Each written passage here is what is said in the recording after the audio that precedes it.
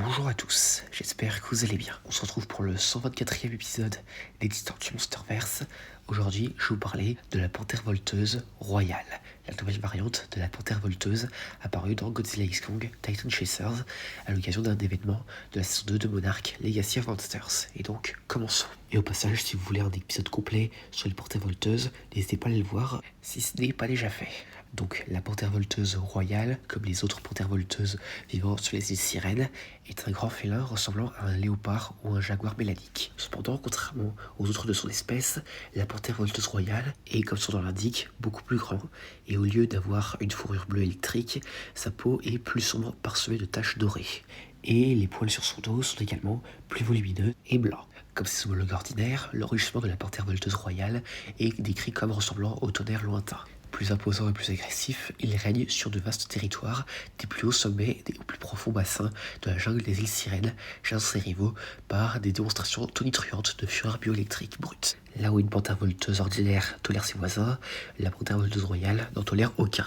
À l'instar de ses congénères pour imposants, la panthère volteuse royale ne dépend pas de la chasse pour se nourrir, mais tire son énergie de lourds nuages de pluie qui s'accumulent au sommet des montagnes grondantes et n'en partage ses richesses avec personne d'autre. Toute créature qui s'aventure sur son territoire se heurte à une agressivité immédiate et irrésistible. Prise dans une tempête électrisante de férocité débridée, la panthère volteuse royale n'attend pas d'être provoquée. Elle perçoit chaque intrusion comme un défi. Cependant, même si la panthère volteuse royale peut prospérer dans les écosystèmes sujets aux tempêtes qui lui sont favorables, cette adaptation a un coût physiologique élevé.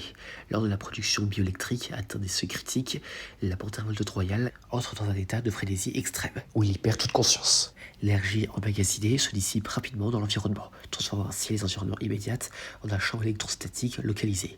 Durant ces épisodes, la panthère volteuse royale reste insensible aux stimuli extérieurs jusqu'à la fin de l'orage. Donc, comme dit plus tôt, la panthère volteuse royale est une variante de la panthère volteuse qui est apparue comme un boss de l'expédition limitée de l'événement Monarch Legacy of Monsters sur, comme je l'ai dit, le jeu Godzilla X Kong Titan Chasers.